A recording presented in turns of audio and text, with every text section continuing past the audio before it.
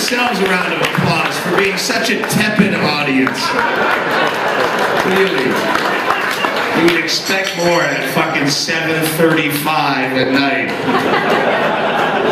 They have. Can I get a Miller Lite and a Jaeger bomb? They had no alcohol up there, and I didn't want to walk across the stage to come down. But I'm on my third hangover of today. Need some fucking false enthusiasm and motivation just to deliver fucking shit you probably already heard that someone stole from YouTube and put on the fucking internet from last week. All right. The hangovers aren't cute anymore. It's not like, oh, I have a bit of an upset belly. I better pass on that fucking omelet with the chili. The fucking, oh, thanks, man.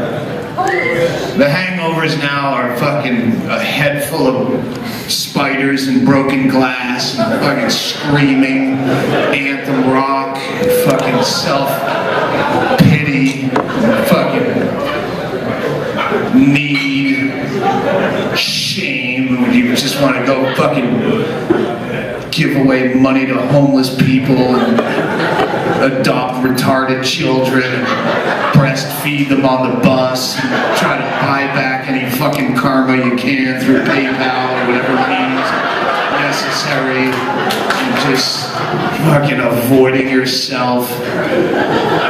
Do you ever look in the mirror in the morning and go, that can't be accurate?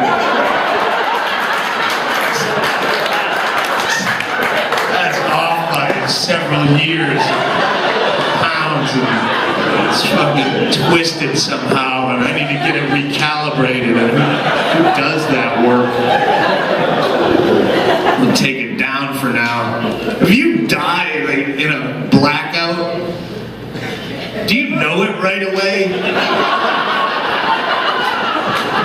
Well, you hear stories like I fucking did that. Then I was in a car wreck, and the last thing I remember were lights coming at me, and then I was floating above myself at the fucking emergency room, staring down at them trying to revive me, and I go, my life's not over. I'm not done. I need to. But if you're blackout, shit-faced, I've never heard that story. I was blackout, shit-faced. It was like 11:30 at night. I remember we did fucking shots of lemon drops, and then I made a girl cry, and I remember explaining I didn't mean to make you cry. That's the last thing I remember. And then I was floating above myself, fucking choking on my own vomit in an alley behind a bar, and I go, fuck, well, I'm drinking it at TGI Fridays. I can't go like this. I need to go back. Save my fucking honor. Would you fucking know right away if you died in a blackout, or would you still have to sleep it off? Like every other fucking blackout. You just wake up 11:30, we were doing shots, and the next thing I know, it's fucking 7:30 in the morning and I'm in hell. I'm like, fuck, where's my keys?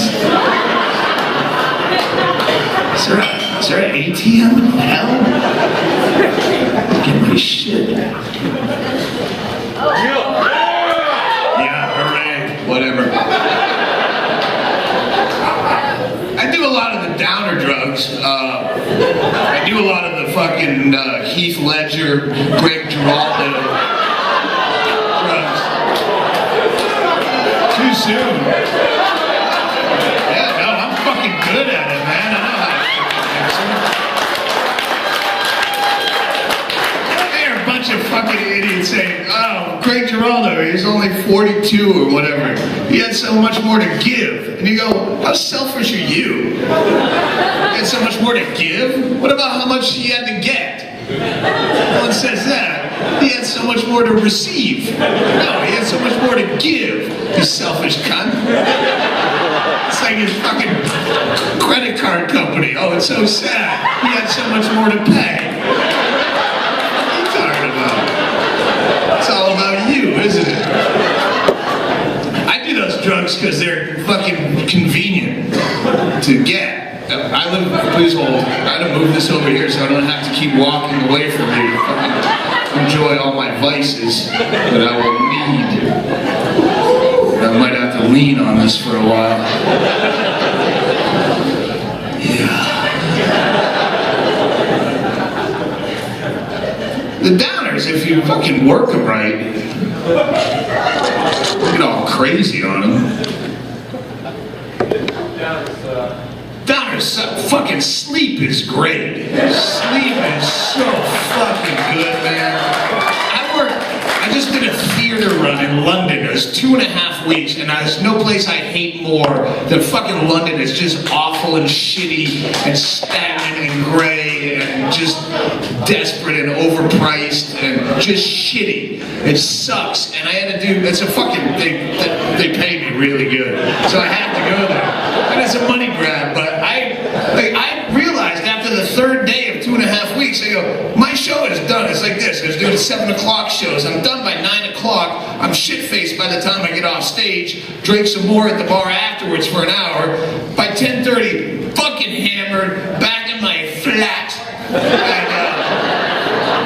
And I would take an Ambien. I'd sleep like a baby till like 6 o'clock in the morning. Wake up. Eat a fucking egg or a cup of yogurt or whatever I can stomach, and then pour a really large, strong cocktail and take 2 Xanax, and then I'd sleep until showtime, and I made 2.5 weeks of London go by in about 26 hours. It's fantastic. And sure, I had all the fucking stage presence and thundering charisma of a late-stage Anna Nicole Smith, but fuck it. Just there to collect their money. I don't like them, even though I should. But those are the drugs that are available. I'm on the Mexican border. I live in a little fucking shitty town that I pretend to like. It's Bisbee, Arizona. It's 6,000 people. It's quaint. But it's a fucking artist community, which means there's no comedy. Because they're artists, and artists I found are generally as fucking snobbish and judgmental and pompous and fucking humorless as even the religious right. No, I'm working on a metal sculpture, and it's supposed to represent the women's suffrage, and like, I'm supposed to be one of you? We're both artists? Yeah, I'm trying to work on a story about fucking a 9-year-old, which is a true story. It's not even a shock value story. You want to swap ideas? You're working on a turquoise belt buckle? We hang out? Because we're both artists.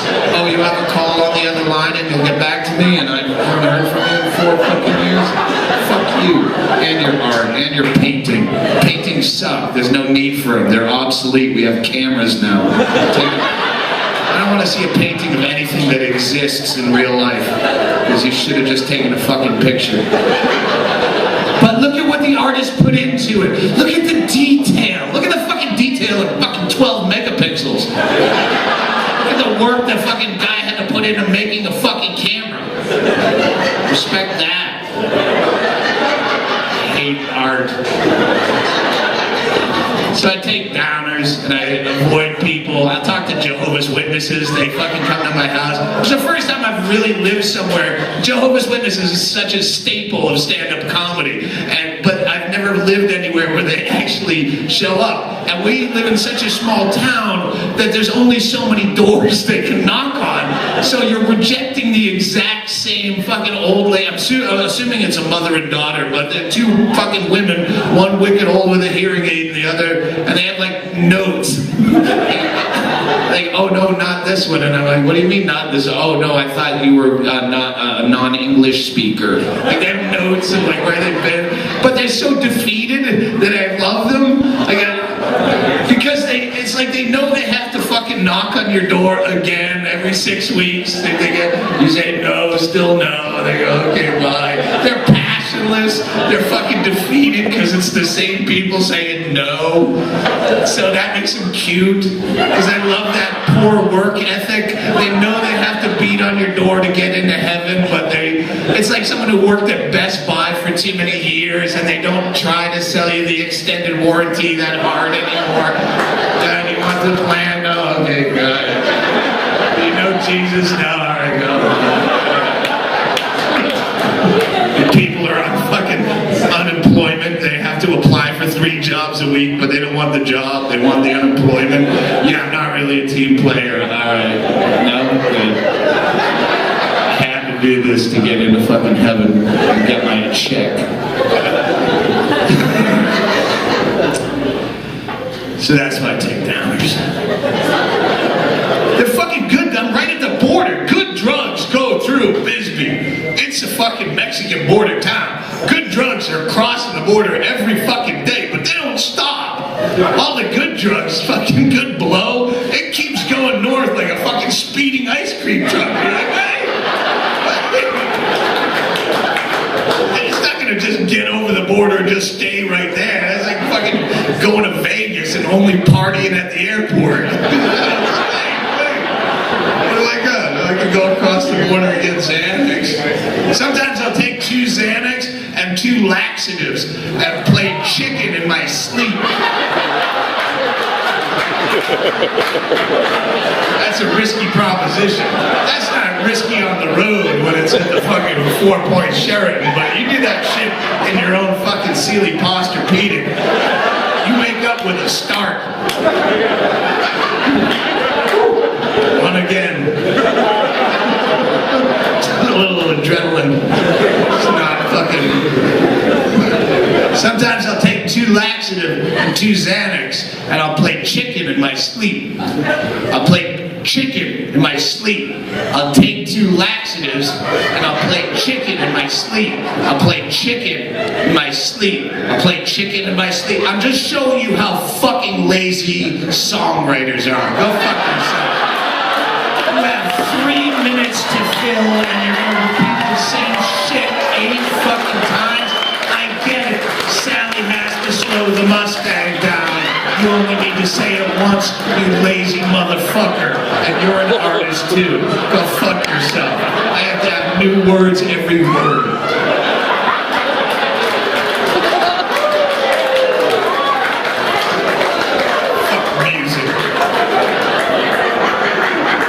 Music's just distracting when you're trying to talk. Unless you're on drugs. And then talking is distracting. I heard the Mel Gibson tapes. I thought someone had secretly recorded me talking to an Indian call center. Well, that's me. Did someone bootleg that at 9:30 in the morning while I was disputing roaming charges? That sounds exactly fucking, those Indians are relentlessly happy.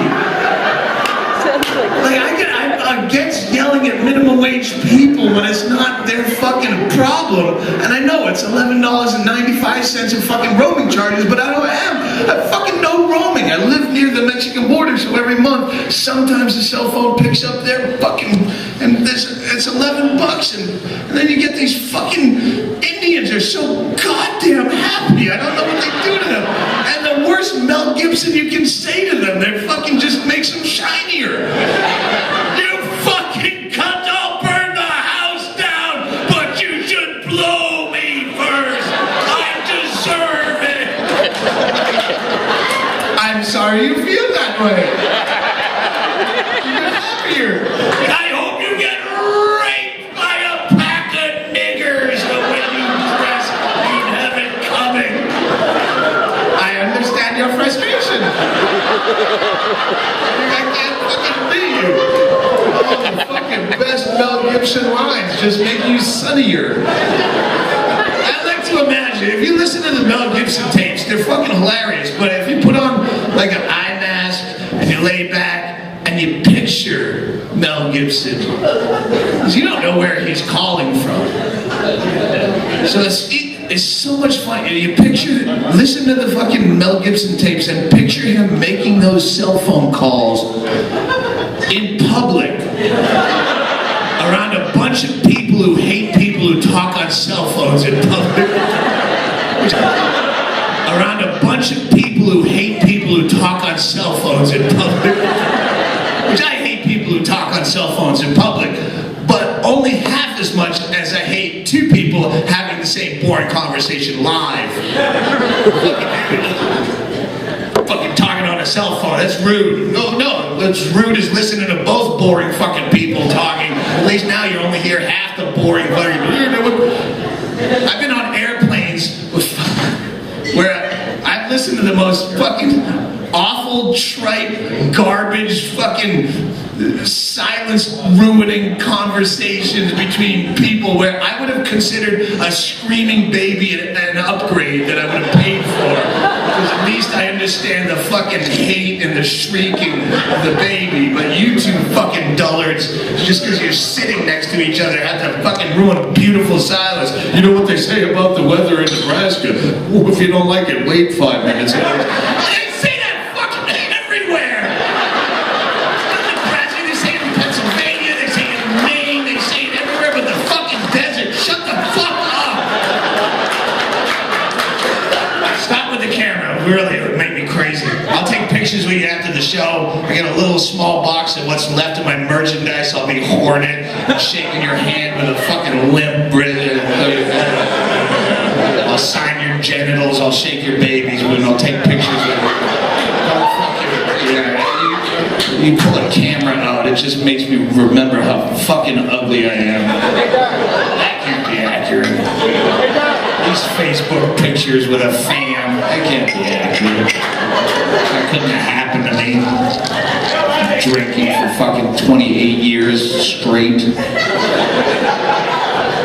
Picture Mel Gibson in a crowded Beverly Hills upscale restaurant on a Saturday night at a center table by himself with a lobster bib on. While the waiter's trying to take his order, doing the classic cell phone douchebag. You're a fucking cunt! You used me! You're a fucking gold digger! You have no fucking talent! Get the Chilean sea bass. I hope you get raped by a pack of niggers! You have it coming! Pardon me, Mr. Gibson, I believe it's a pride.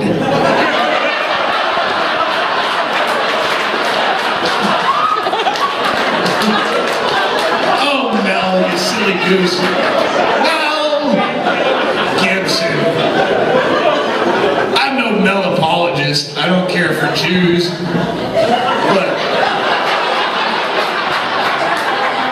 I don't care for anyone of any religious faith whatsoever. You're one of them, you can leave. I fucking hate your guts. You're a dementing society.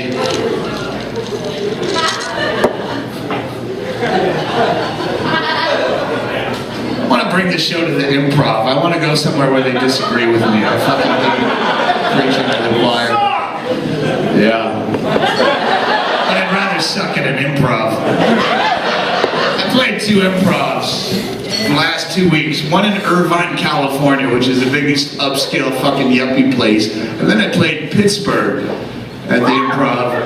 And every improv, and I'm sure the one here, let me guess, is it near a P.F. Chang's? By a Cheesecake Factory with Dave and Buster's? You could tour the fucking country. I've never been to the Improv here, am I exactly right? There are all these fucking adult destination malls where you go, what the fuck?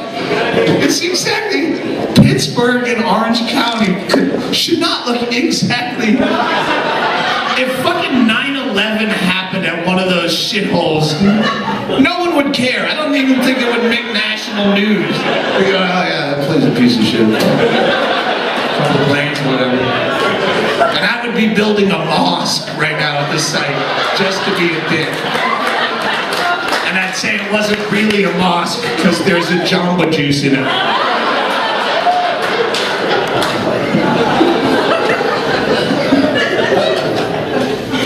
They're afraid that not mosque at not ground zero is going to help recruit Al-Qaeda members. There you go. Why do you need to join Al-Qaeda to be a suicide bomber if you've already made that decision? Suicide bomber is pretty much something you can freelance. Why would you fucking join an army as a fucking underling, entry-level suicide bomber? You're gonna kill yourself. You're gonna invade Poland. Yes, I understand. You're gonna need some fucking teammates. But you're joining Al-Qaeda. training videos that they put out, and they're like jumping over logs and climbing fences like some 1950s fucking boot camp footage from fucking the Korean War, running under logs. And why are you doing that? You just go kill yourself. Find some piece of shit you hate. Some fucking you hate American imperialism. There's not a lack. Just go fucking pick one and blow it up. Why are you gonna fly to Pakistan and do fucking crunches and throw around a medicine ball, be the lowest guy on the ladder, and wait for orders to come down from a cave where they go, yeah, the boss just fucking gave you your assignment, underpants bomber. I don't want to be the underpants bomber. I should have blown shit up. The suicide bomber is pretty much a be your own boss situation. Fucking take orders, just go fucking kill somebody. I don't know what the hell I was coming out of, but it went into that. Oh, Jews, Mel Gibson, bang.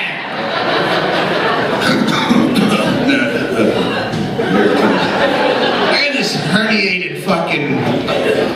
I have an umbilical hernia where my guts are starting to come out of my belly button. It's pretty gross. And when I cough, now it's how I can think of it. You feel your intestines when you cough, and it's gross. So, I'm trying to get. I got surgery, I think, coming up. I'm going for the prelims on Monday. I put it on my website. I go, I'll trade a free CD and a DVD for a surgery, and I got it. Nothing to complain about in life. All the anger up here is just made up. I just asked for dumb shit, and I get it. But at the same time, I don't know how much free surgery. I met an anesthesiologist, and if you know me from fucking like 15 years ago, I did a bit about people who hand you dumb business cards after the show. And the joke was, if you're ever in Shreveport and you need sheet metal. But people really did give me a business card in Vegas in August and said, we're anesthesiologists in Tucson. And I kept the card. And then when I put up the update about my fucking umbilical hernia, it's really fucking gross. I'll let you touch it for $1 after the show.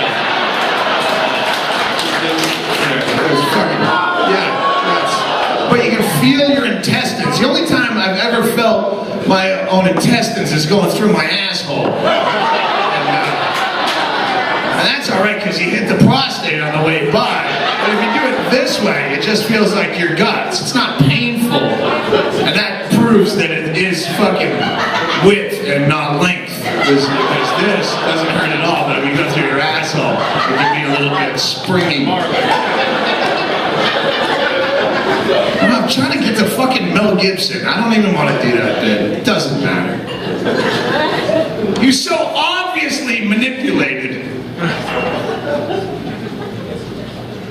Not defending fucking Mel Gibson's actions, but I think most of us have had a fucking Mel Gibson moment in a relationship. Maybe you didn't punch a chick while she's holding the baby, like Mel did, but you've gotten to that point of fucking violence. It's not easy for a chick. I mean, it's not hard for if you're a chick and you've never manipulated a man into that point of fucking absolute breakdown. You know you could have. It ain't hard to do. All Mel Gibson's fucking girl would have had to do is just give him shit and be a fucking cunt all morning. Your movies are so predictable anymore. It's no wonder you're not a box office draw. And you're an old man and you can barely get it up. Fuck you, Mel. And then wait 2 hours and get him on the phone with a recorder and go, but Mel, I've done nothing but love you. What are you fucking talking about? And immediately, if you want romance in a relationship like that cheese dick fake romance, the consumerist Valentine's fucking what's he getting you for your anniversary? Actually, Mom, we don't celebrate our anniversary because we have a relationship that's actually, we connect, we're friends, we're not like you and Dad who fucked accidentally, fucking backseat of a fucking whatever from that year. Sorry, I don't have the whippiest imagination right now. Go fuck yourself.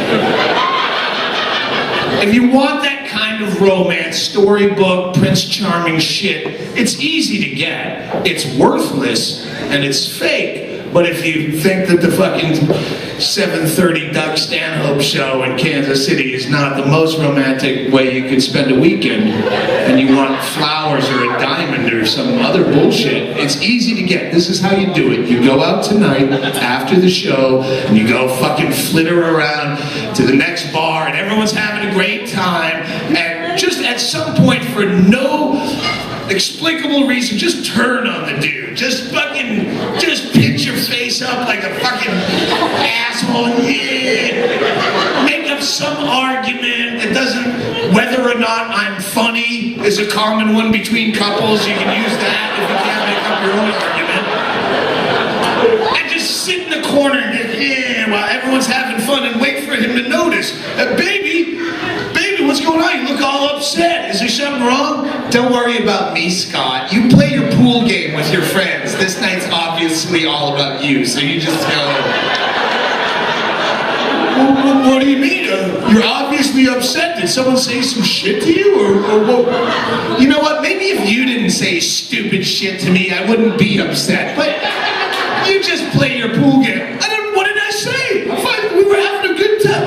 Maybe if you listen to if you don't even listen to me, you don't pay attention to our conversations, or you know what stupid shit you said, but don't worry.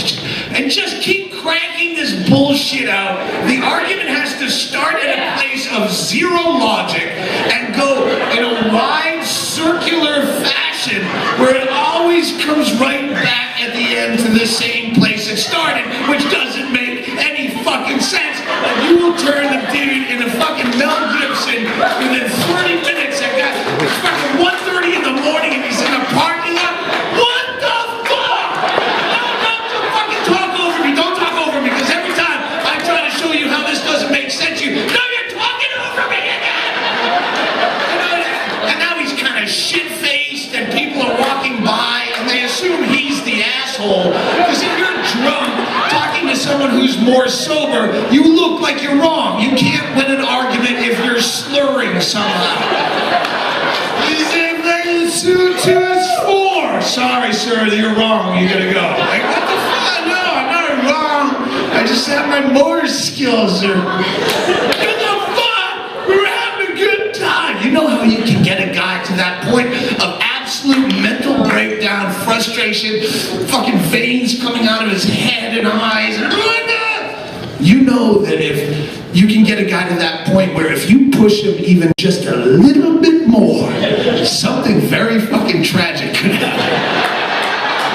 And that's when you have to push him all the way. Because what you want him to do is slap you right across your eye. That's your goal.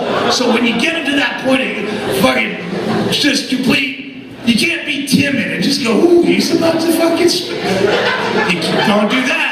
Because then if you do it timid, maybe he just grabs your face really hard. You're so fucking lucky. I would never hit a woman because I was raised and you don't fucking hit women. You go, dude, you basically just hit her. I mean, for Christ's sakes. Thank you very much. I'm good. Thank you. Yeah, no, thank you for bringing that up right in the fucking peak of a bit when my head was fucking raped. Some people are alive simply because it's illegal to kill them. No, that's what her shirt said.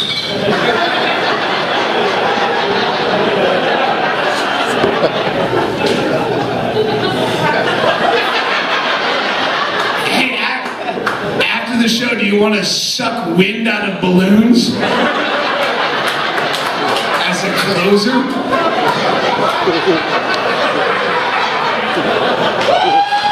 No, your heart's in the right place, and your tits are still holding up with that bra, but your fucking timing is for shit.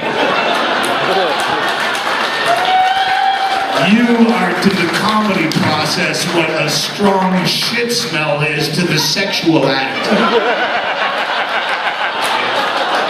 Doesn't ruin it completely, but it makes everyone stop and pause, and there's cause for concern, and you wipe off and start from scratch. And I think that bit is pretty much fucking dead.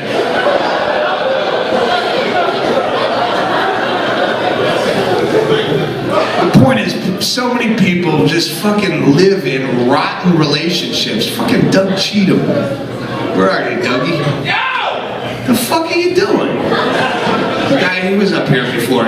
He's the guy that was, yeah, crass is a good word. Thank you. I was looking for a word. He was at sushi going, yeah, the improv thinks I'm too dirty. As I say, cunt, and black people's dicks fuck up pussies. I think it's really not the dirty so much as the punchlines, but that will come.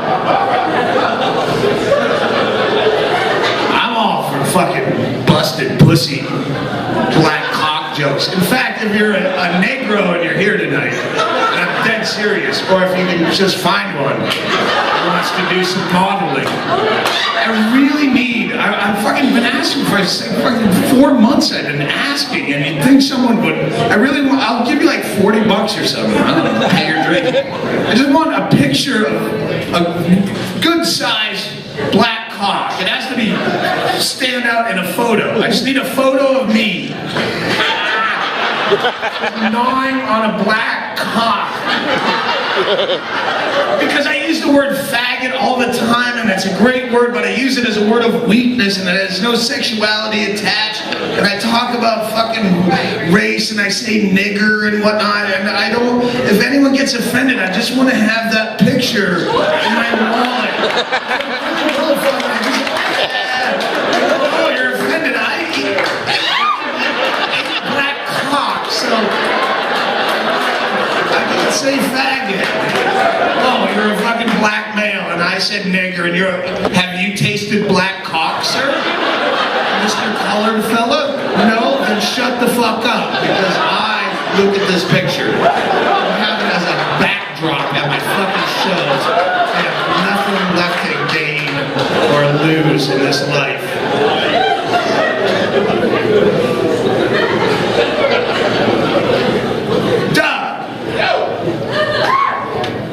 What's up with my fucking girlfriend? She's all Jesus, and I showed her fucking 10 minutes and no refunds, and she's all like Christian. Why would you be with her? What the fuck are you doing? You know you die at the end. Why are you with her?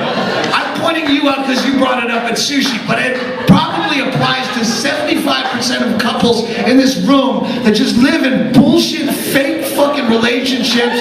Oh, don't tell her I went to a titty bar. She'll go ballistic. Then why are you with someone who doesn't share your own fucking... It's such a fucking wasted time. I fucked a 9-year-old. This is the story. It's a true story. It's not, no, I was 9. It's my first girlfriend. It was 1976. It was my first little girlfriend at Tatnick School, Nora Elias. And we, on the most, technical level, fucked. You had a little boyfriend or girlfriend when you were a little kid, and you probably played doctor or fucking Mr. Rubber Gloves or something. We were a little more advanced than you. We played fuck. There was no dress up. There was no role play. It was just something we knew we weren't supposed to do. Just put that in there, and we did it. But it wasn't fucking porno. And like, yeah, lift your leg. Yeah, now you get out there. Yeah. I was a fucking little kid. And then I don't even think there was thrusting. It was just... And then we went and fucking ate cars and broke beer bottles behind Tatnick School. And now she's following me on Facebook out of the fucking blue. Nora Elias is now following you on fucking, my Facebook is attached to my Twitter. The point is, I'm like, let it go, lady. It's 4th grade, fucking beat it. Story is that the only time I ever saw Nora Elias after 4th grade when we were boyfriend and girlfriend, my first show in my hometown of Worcester, Massachusetts. I was playing there, and she showed up with another kid that went to elementary school that I didn't remember. And she goes, "Remember me? I'm Susan." And I go, "Of course I remember you, because I've been doing comedy for 20 years, so I know how to fucking lie." It's great to see you. She goes, "I'm here with Nora Elias," and I almost fucking dropped my drink. Are you kidding? Nora Elias is here? And I didn't think she'd remember what happened. Not that we were hammered or anything.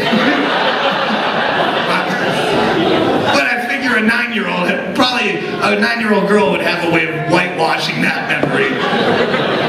But she not only remembered, she brought it up. She goes, "Do you remember we fucked when we were kids?" And I go, "No, I didn't think you'd remember that." It was a very funny moment. But we talked and bullshit for a few minutes, and I remember, she got married, and no, neither of us, we didn't have kids, and you don't have kids, and your husband, he owns a plumbing company, and that's great. Where is he? Let's say hi to your husband. And she goes, "Oh, he didn't come to the show."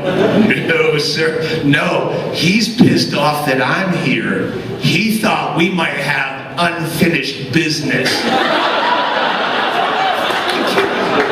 You're a fucking grown adult, and you're married to this. We were 9 years old. You're married to a man that's now fucking home stomping through the living room, brooding. She can't believe she went to the show. It's 10:30. She should be home. She has a cold. He probably only got into show business just to steal her back. He's back here, Mr. Doc Hollywood thinks he's talking. He's picturing it in his head.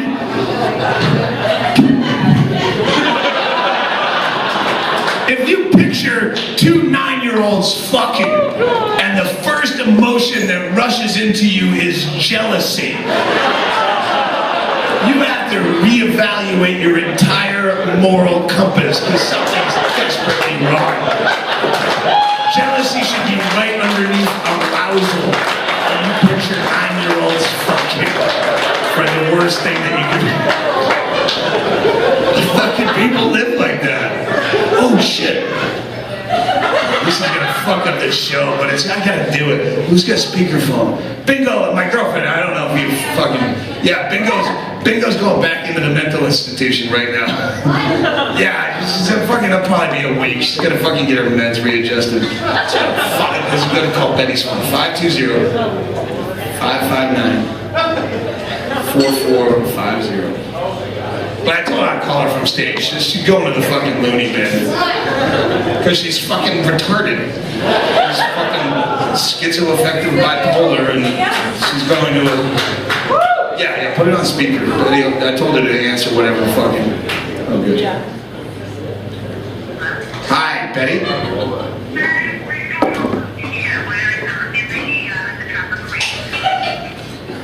That's a fuck. Hang on, Betty. This is a fucking. They gave me a small laptop. I can't figure it out. You're at the Copper Queen? Why aren't you at the fucking nut house? No, we have to go through here first. We have to go to the ER first. Oh, the Copper Queen Hospital. I thought you meant the bar at the Copper Queen Hospital. Stop. Is Bingo there? Because Bingo, I'm on stage right now. The show's not going that well anyway, so this is... Can you put Bingo on so she can say goodbye before she's...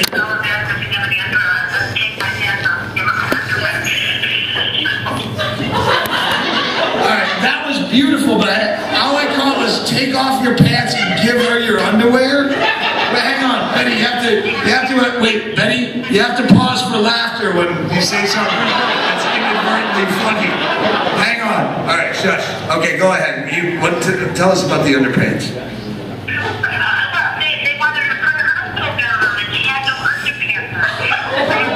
Yeah, she doesn't wear underpants. That's why her fucking labia sag like my balls.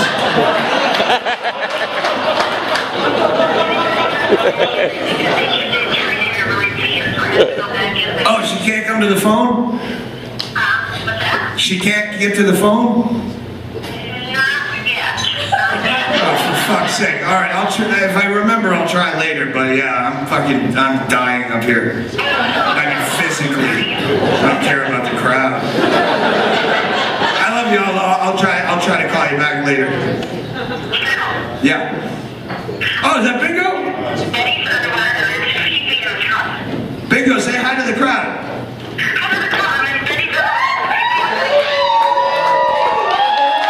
Everybody wishes you well in your fucking most recent stay at the Puff Unit.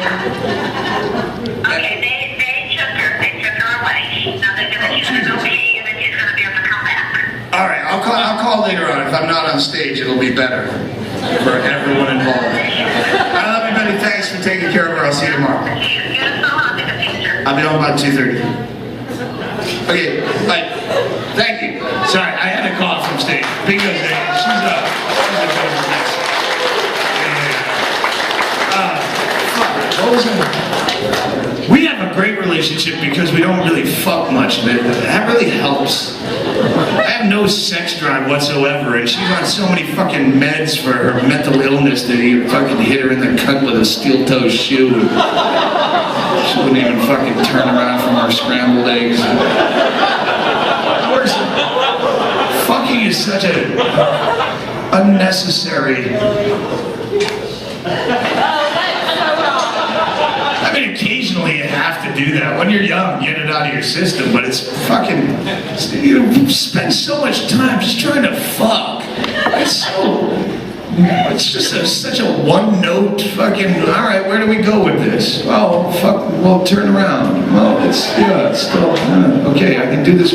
I get a boner now, it springs up and surprises me. I treat it like the medical condition that it is, and I drain it like a cyst, like in front of a 30-second MPEG on fucking YouPorn and get rid of it.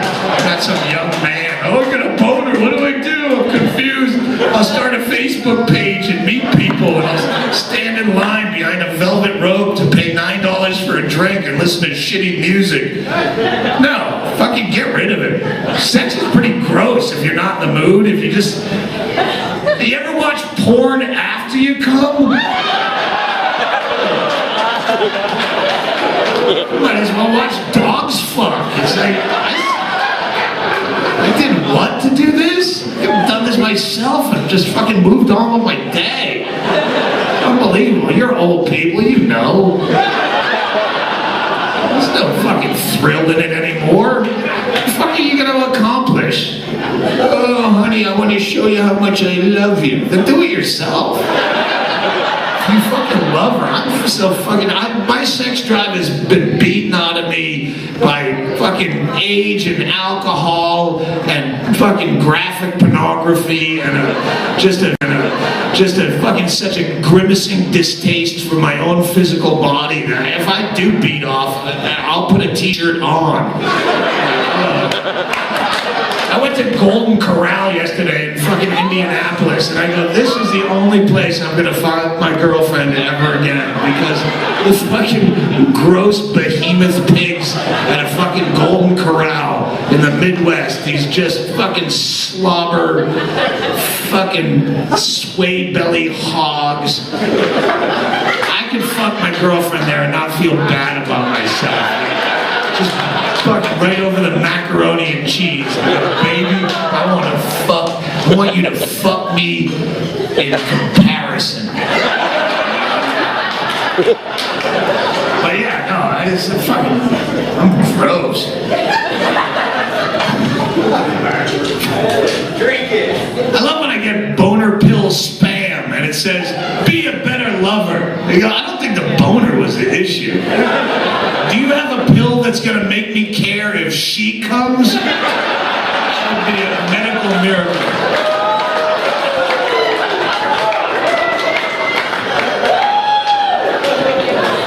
Fucking always ends the same, and you keep trying to make it fucking brilliant and beautiful, and oh yeah, no, we'll try it like this, and I'll fuck that hole, and it's the same thing. I don't want to ruin fucking for you if you haven't tried it yet. But I'll tell you how it ends every single time. Blort. That's it. All the fucking work and effort and fucking Red Lobster gift certificates and fucking poems and all this shit.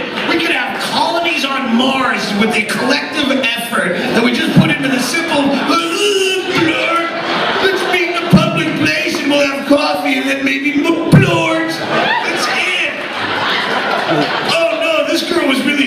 special. She fucking really understood Blort.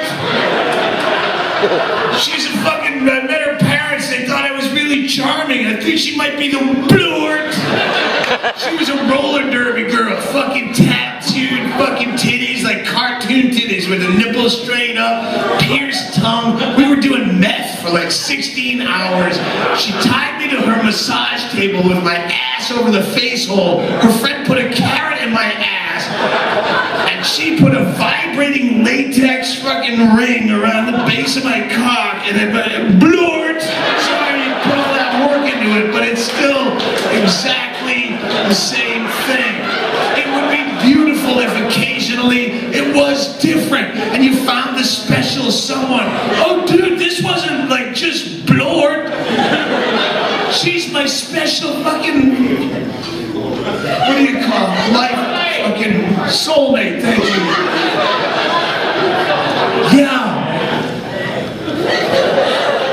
Yeah, what happened is she has a special trick. I don't know, she's raised by wolves or Indians or something, but she had this shamanic trick where she'd wrap up your fucking cock and balls in a garbage twist tie, garbage bag, the old-fashioned kind, with the paper over wire, not the fucking plastic. And she'd get your junk until it was all fucking bluish purple, and she'd jerk you off. She jerked me off with 2 fingers, and right before I was gonna come, she whacked me in the taint. You have a taint chakra. It's your fucking unknown chakra down in your fucking perineum, and she'd thwack you, and instead of ejaculating, what would happen is your entire field of vision would swell with neon rainbows coming in and out of focus. You'd lose all equilibrium.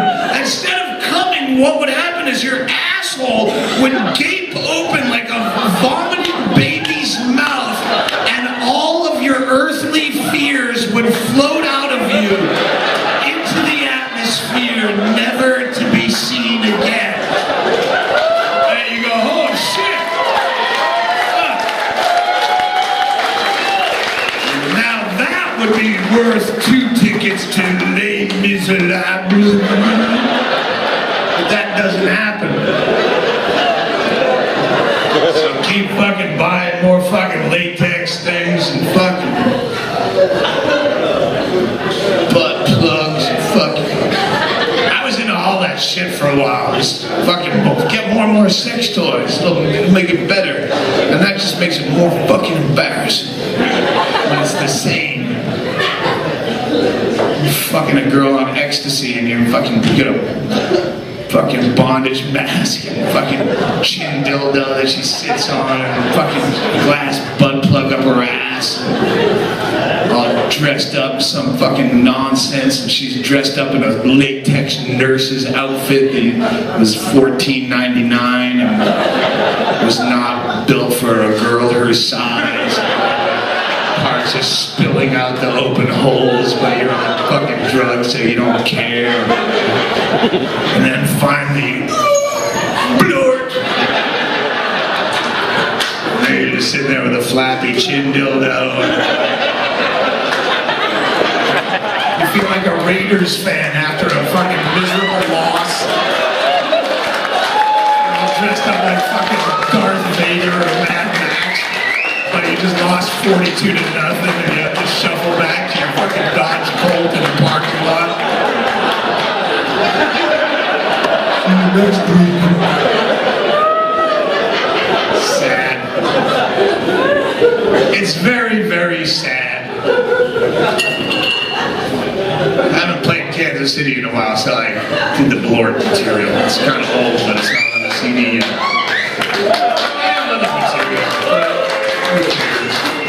Have you ever considered registering as a sex offender just so you have a legitimate excuse for why your friends can't bring their stupid children over your house? I'm gonna put myself on a watchdog site. It's a party. Why are you bringing your fucking kids in? Super Bowl party? Doug, I'd love to come, but I got custody this weekend. You don't mind if I bring little Jimmy Jr., Aunt Sarah, and little Connie? Yes, I do. It's a fucking adults' party. They act like a are worried about their children. Oh, don't worry about them. It's like they've heard every word in the book. Yeah, except fuck off, evidently, because no one wants a kid at a stupid party. You're fucking snorting Ritalin, asshole. It's kind of a buzzkill. Oh, put the kids in the corner. They'll entertain themselves and annoy everybody else at the party. Put your fucking kids in a hot car and you just bring beer. How about that?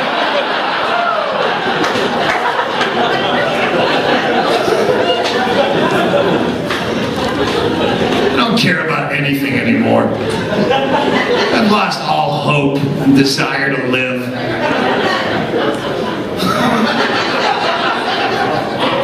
I don't want to fucking die a Greg Giraldo death because there's no romance in it. Hedberg died a fucking heroin death, and that was cooler. You know Mitch Hedberg? He's a great fucking comic. He's a friend of mine, and he was a drug enthusiast. People that say the word addict, there's no such fucking thing as addiction. You're like, oh, fucking cigarettes are harder to quit than heroin, it's worse than addiction. It's not a fucking addiction. You fucking sleep 8 hours, it doesn't even wake you up. But you go, I can't go a fucking whole hour without a cigarette, but you just slept 8. It's not addiction it's not addiction. There's some things that you just enjoy more than living a long time. You're addicted to Twitter, you're addicted to fucking ice cream. No, you just prefer it to fucking doing other shit. Heroin, fucking, yeah, Mitch loved fucking drugs. They killed him, but they didn't ruin his life. He had a great fucking time right up to maybe those last couple of seconds where he went. But otherwise, yeah, he had a fucking great time. And then this stupid family I saw on the internet. Yeah, golf fucking charity. He did a charity golf tournament. Mitch Hedberg, he fucking hated sports more than anything. But they did a Mitch Hedberg golf charity to benefit a rehab. They took everything he was against, which is sports, to fund everything he was for. No, he loved drugs. He just funded him. That's like taking the guy who died on the luge in the Olympics and just twisting all of his values around to doing like a pie eating contest to keep children out of sports. Stay away from athletics, kids. Get fat and stay on the couch. That shit's dangerous. Why don't you literally dig fucking Hedberg's body up and then turn his remains over and then slowly shovel them fucking back, you caring parents. Rehab is a fucking scam. It's a big cottage industry. Quit. Just don't do it anymore. That's all you have. But fucking Dr. Drew Pinsky should be fucking tied to a telephone pole in public with his hands behind and have fucking garage band staple fucking flyers to his head over and over, and then the next band fucking draws a dick on it, and then the next band tears it down, and then new band staples more flyers to his head, so he's just covered with fucking staples, and he dies slowly from I picture killing people way too elaborately. I spend too much of my day not writing jokes, just coming up with new ways of killing people over like Saw movie deaths, like these elaborate schemes, these Rube Goldberg deaths, so you can watch their faces they die over a course of days. So I don't want you to just fucking die. I want you to die. I want you impaled on a spinning dildo. A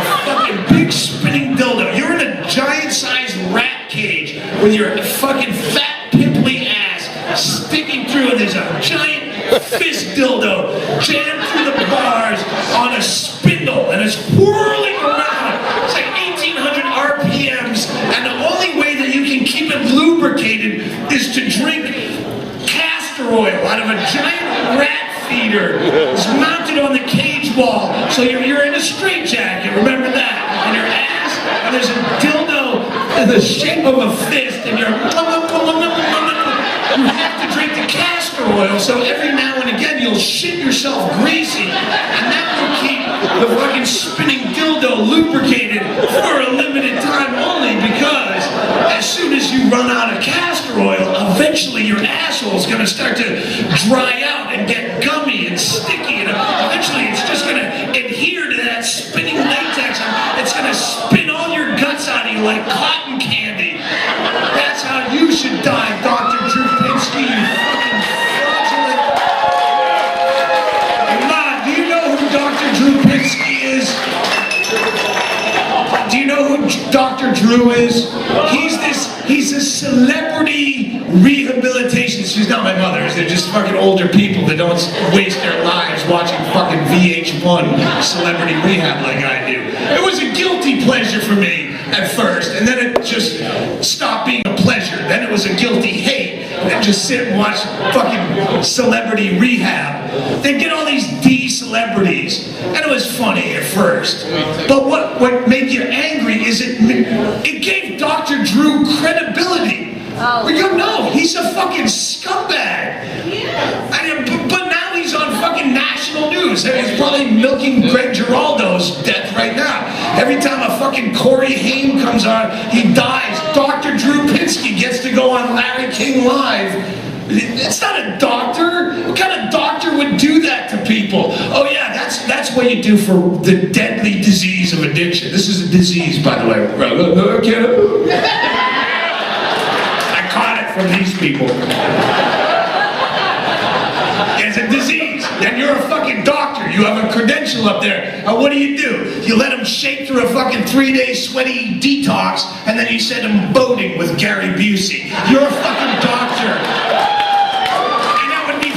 If people looked at that as the cartoon that it is, but no, they look at him and they give him, it's like Glenn Beck or Sarah Palin, where you go, all right, if everyone was in on the joke, but no, people are taking that fucking shit seriously, and now Corey Haim's dead, and Larry King says, joining us now on fucking Larry King Live to talk about the tragic death of Corey Haim, celebrity rehabilitation expert.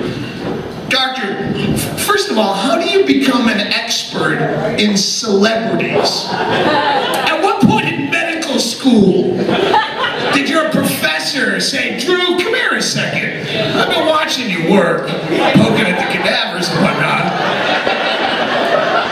You seem to have a natural knack for the rich and famous. Have you ever noticed that?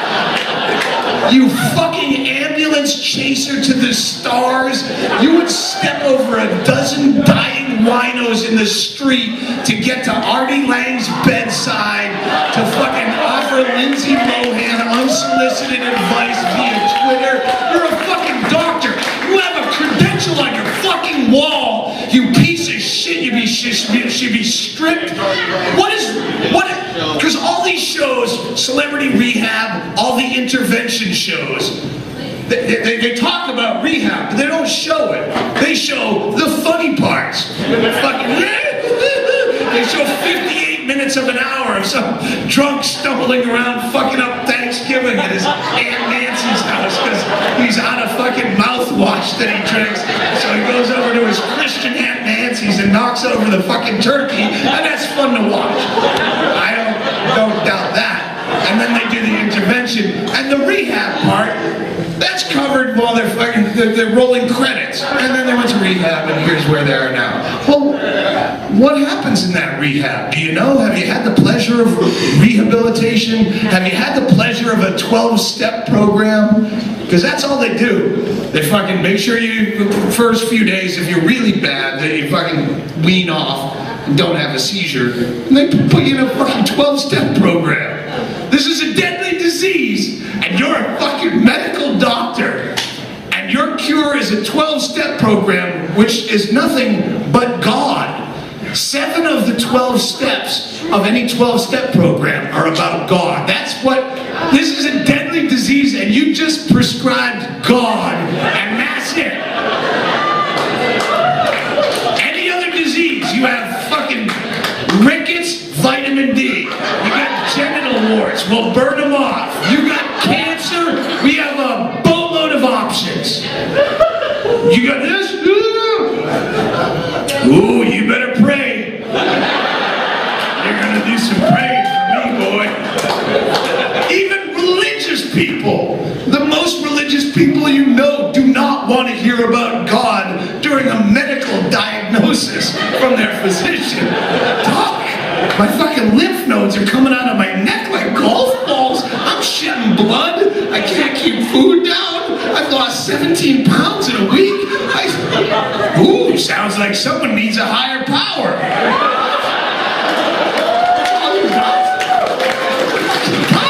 Should we do an MRI? We do fucking antibiotics and CAT scans? Oh, no, just Jesus. AA makes Scientology look credible. Because at least Scientology has a consistent dogma. Or any other religion. Fucking AA is such fucking slipshod, fucking splattergun, fucking make it up and write it down. There's a chapter to the agnostic in the big book of AA. That's their Bible. And there's a chapter to the agnostic where you think, oh, okay, this is going to tell me how to work this program as a rational, grown-up human being. God. No, it doesn't. The chapter to the agnostic tells you how to believe in God and stop being that silly agnostic thing. It tells you that if you don't already have a God, you can make up your own God. As long as you're willing to fucking give up your life and your will to whatever God you make up. I'm a drunk. I can't even make up a good excuse for why I pissed in the sock drawer last night. This is probably not a good time for me to be creating omnipotent deities that I'll lay my life down before. Brain of an alcoholic do you have to be to make up your own God while you're in a fucking shaky fucking rehab and still continue to believe in it well into your sober years? The first step of AA, admit that you're powerless over alcohol and your life has become unmanageable. The second step is that you have to turn your life and your will over to a power higher than yourself. And you go, I was a rational, free-thinking atheist coming into this program. But since I went along with the first step for a goof, that I'm powerless over alcohol, I guess that would have to be my only higher power. Because alcohol, I guess I'll go with vodka if I have to choose one. And now I'm right back where I started. These silly fucking buffoons.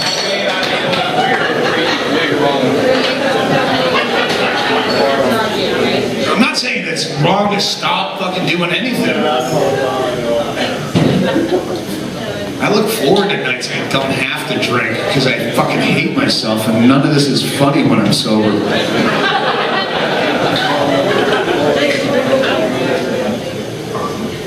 We have over 600,000 nonviolent drug offenders in the United States prisons. And I've spent most of my career defending them. But in reality, probably 580,000 of the 600,000 are fucking idiots. You have to have some personal responsibility at some point.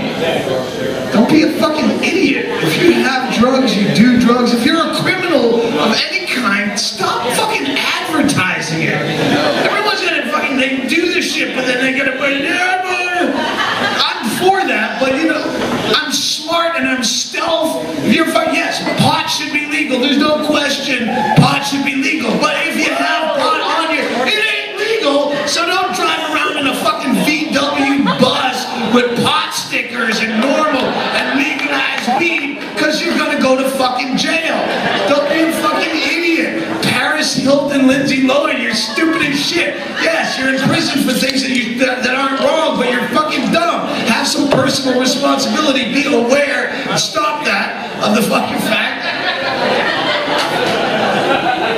I fucking hate when people film me. See, you just fucking killed a good bit. Because when you're filming me, There's so many reasons it's wrong, but mostly it makes me stop. The same as it would you. If I was filming you with a fucking tow truck driver or some dumb shit, and I'm just trying to do that, you would have to readdress, what am I doing? Am I doing something fucking wrong? I have jokes I can't fucking tell publicly on the internet. I'll tell you, we have a fucking lawyer-client confidentiality in the room. And I will tell you shit that I would never fucking tell because I know you don't know the people involved or I trust you. But every fucking show now, there's always one little fucking rat-fink, prison snitch, low-rent zapruder who's gonna prove he went out once in the world and gonna film it and put it on YouTube. I have jokes that have a fucking statute of limitations. I have fucking bits that I can't do for another 13 months. The statue. Do you have those jokes yet? About mother, yeah. I changed it to father for fucking legal reasons for now. Legitimate proof of the afterlife. I'm not saying there's any God whatsoever, but there is definitely an afterlife, and I can prove it. Because if there were no afterlife, how could my father have bought me so many nice things from the Sky Mall catalog on his credit card 4 days after he died? Explain that, Your Honor. How could he filled up so many of my friends' gas tanks, gone to the liquor store a lot? He was dead. It's almost Christ-like. I rest my case. Lots more mother jokes that will come out, but a lot of them I don't know if there's a statute because mother killed herself and we may or may not have helped.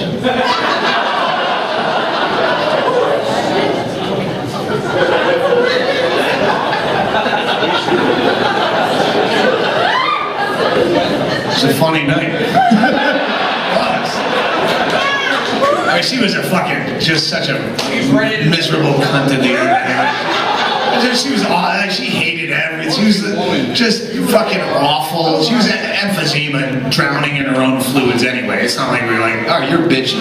You gotta die. she would die anyway. It was her idea. I fucking called it in 2004 on that last DVD that year. She'll kill herself. That's right. She's like, I'm ready to go. I'm like, well, come over to my house. She was a fucking hoarder. She was living in 300 square feet of piles of fucking shit. That was before the word hoarder was out. Why am I talking about this? I must be I go, if you're gonna kill yourself, you're gonna come over here. She had balked at suicide so many times, and we didn't believe her. She's like, oh, she just wants to come over and get attention, and she's fucking awful. So I'm like, all right, you're gonna kill yourself, come to my house, because I'm not gonna go sit in that fucking shithole. And it was a Thursday, I remember this, because I said, I had to fucking lay down ground rules for her suicide. I go, fucking film, sorry, if someone's filming, punch him in the face. Fucking highly. No, don't have them film it so you can punch him in the face. That was a Thursday, and I remember I said, listen, Ma, if you're gonna kill yourself, I seriously said, hey, dude, bottoms up! I said, if you're gonna kill yourself, you can't do it on Sunday or Monday, because that's football. I go, but you gotta do it before 2 weeks from now, because that's when Brian, my manager's coming back down to visit, and he doesn't have the stomach for this kind of shit. Mother and I had a fucking dark sense of humor, and we knew where she was going. She smoked fucking cool menthols for fucking 48 years, and she wasn't gonna quit. Smoked right till the fucking very end. I pulled the oxygen latch. Took 90 morphine fucking tablets, where I called my off-the-record doctor, and he said 30 would be plenty, but the fucking hoarder that she is till the end couldn't leave us with 60. We could have had memorials to you every weekend, where you had to take all fucking 90. And then she took them, and then you thought it would be quick, and then we're just trying to make fun and talk about old times and make jokes, because she did have a good sense of humor, which is trying to make her laugh. And fuck, no, you can stare at me for 3 hours. There's no gig harder than trying to work your mother's suicide. I'd like fuck with her. Oh wait, they found a cure. It was October of 2008. Now you can look up the scores specifically. But I said to her, I go, Ma, if there's any kind of afterlife, if there's any shining light you go through, if there's any way that you can still maintain contact. She did it on the Saturday right before football, so it was fucking perfect. I go, if there's any way that you can communicate, see if you can make the Saints cover 8 points at Oakland. I have $40 in the game. And they won like 33-10 or something. They fucking blew them up. Here's the bomb. Here's the bingo going to mental institution. Here's the me drinking myself to death. Here's to you being a good audience when you shouldn't be. This is kind of a half-ass show, but I'm enjoying myself.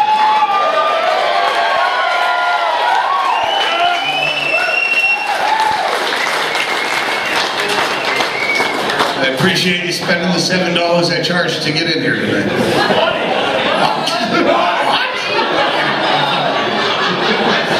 I'm fucking tired.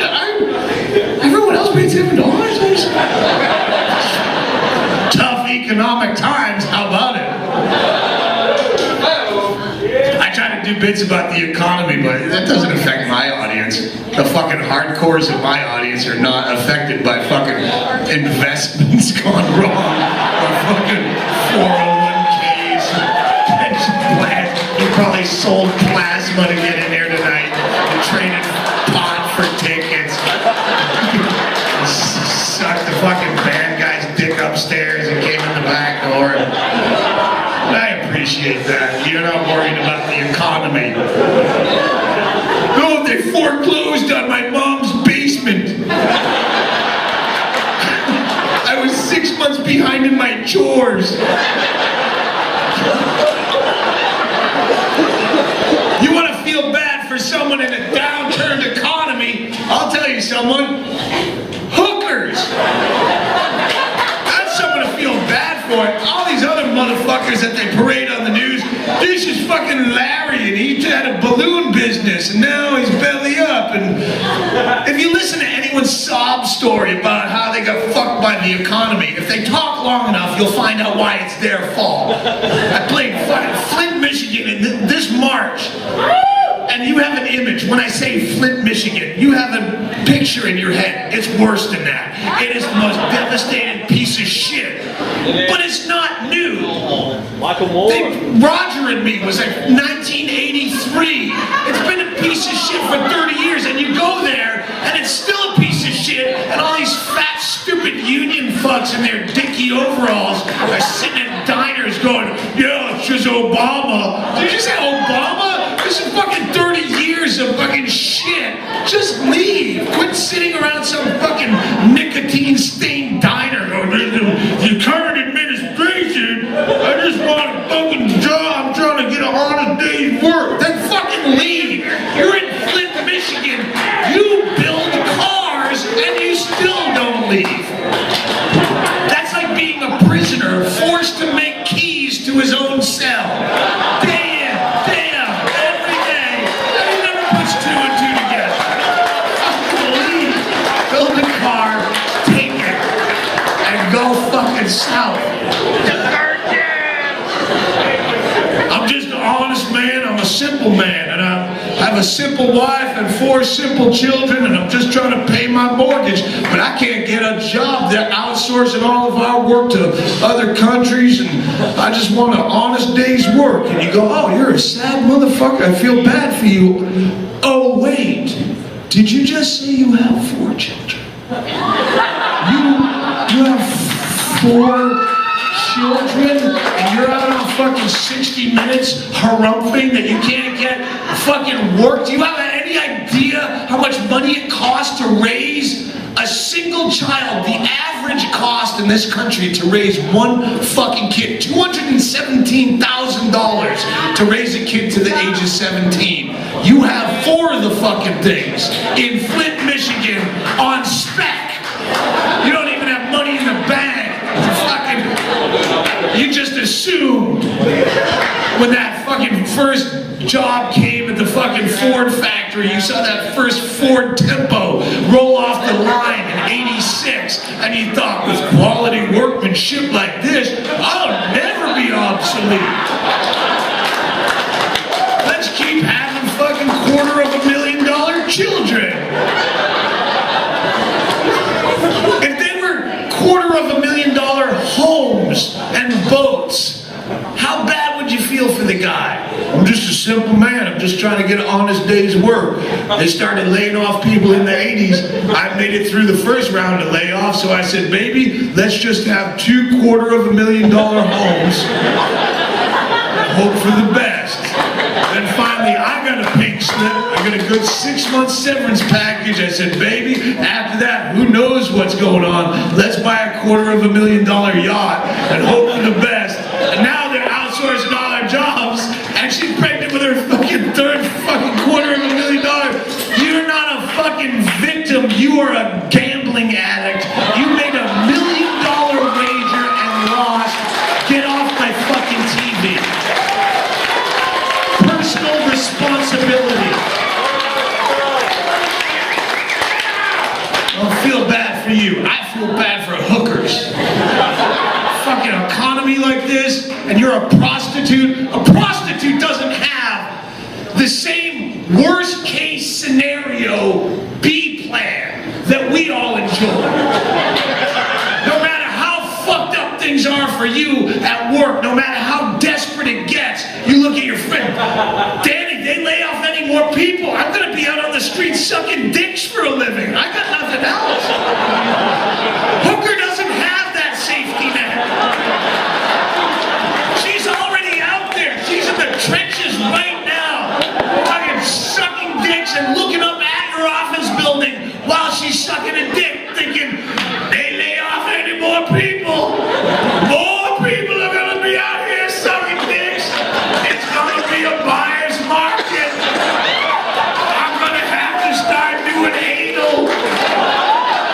Woman my age shouldn't have to do anal. I ain't built right no more. I wake up in the morning, I do exercises, and I do squat thrusts, trying to strengthen up my shit pussy. You can't afford to get all loosey-goosey down in your ass pussy. Not in this economy, sugar. You get all baggy in your shit pussy. You be tonguing ass for a living. That ain't proper work for no woman.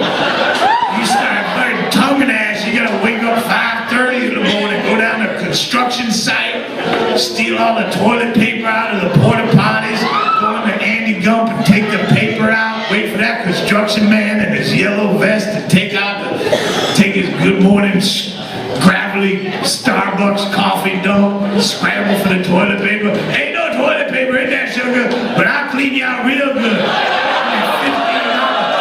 That ain't right work for no woman. You start doing anal, you gotta fucking worry about your diet. Can't eat no more licorice, no more gummy bears, no more cheese whiz, no more bread. You gotta eat Triscuit wafers, get some fiber in your diet. This economy's fucked up. You look at that shit the World Bank, International Monetary Fund be doing fucking with the... We gotta get this Federal Reserve back on a gold standard. Motherfucking government passing out fiat currency. This motherfucking economy built on a house and car. Currency only has a value, as much value as a consumer has faith in the currency, motherfucker. Fuck Keynesian economic philosophy. Milton Friedman, that's a motherfucking dig that dead Jew up. He's a Nobel Prize winning fucking economic. That motherfucker, you dig up that dead Jew, ask Milton Friedman what he thinks about this economic system. He'd tell you, you better strengthen up your shit, pussy girl. Cause this whole motherfucker going down with it.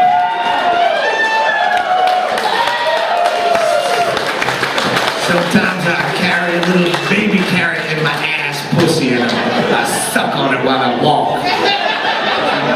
Strengthen up my shit pussy.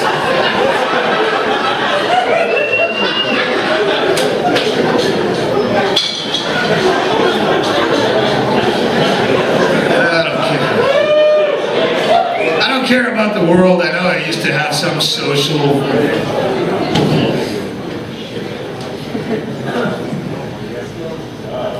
Not anymore. Now it's just say shit pussy a lot. It's more fun than having social relevance.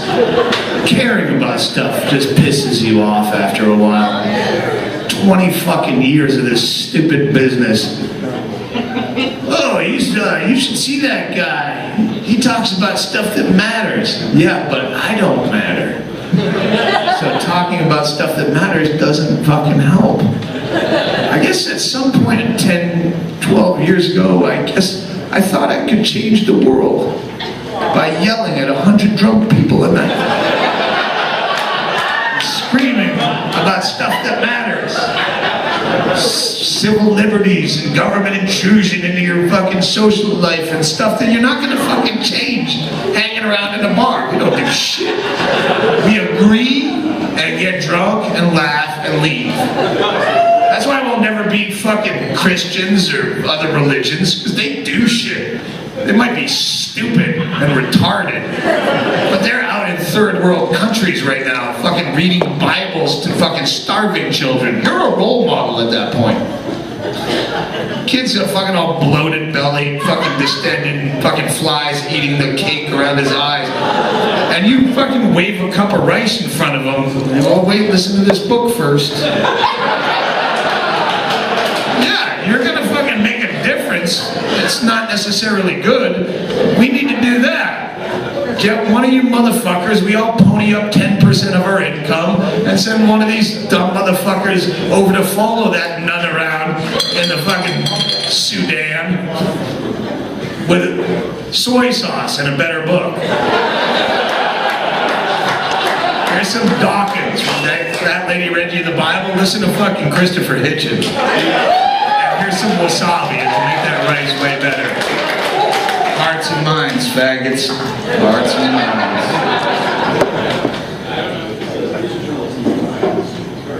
It gets very... don't worry, we're about to leave. And then I'm going to smoke a cigarette. My friend here is going to help me sell the fucking small amount of merchandise. If you want a CD or a DVD of back when... I think I sell more merchandise now out of spite, where people go, I'm telling you baby, he used to be funny. I'm gonna fucking buy a CD and you're gonna listen to it. He was fucking funny like 5 years ago. As long as you buy him. I don't want to carry this shit home. It's fucking, it gets brutally frustrating to talk about the same shit. I have a list of about this many things I care about. There's maybe a dozen things I'm passionate about. I don't give a fuck about the earth.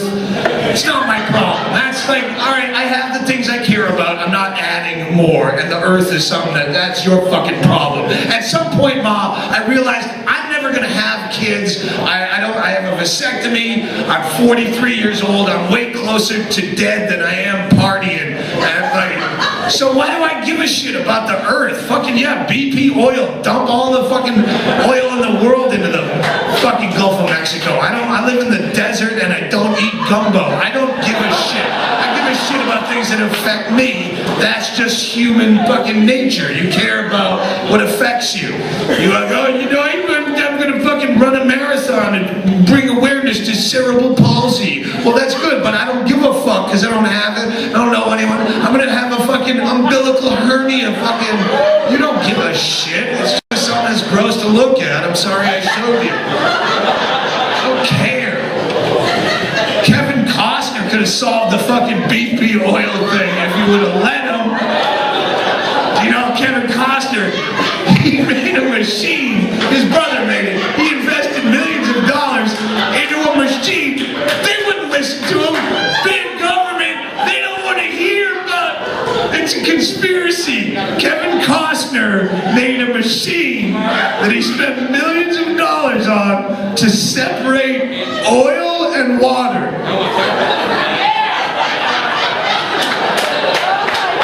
I thought they did that all by themselves. So much so that it is a cliched expression of It is the example of the two things that don't go together the most. I'm investing millions of dollars in a machine that makes dogs hate cats, and I'm going to take the capital from that and make my other machine that makes apples and oranges almost uncomparable.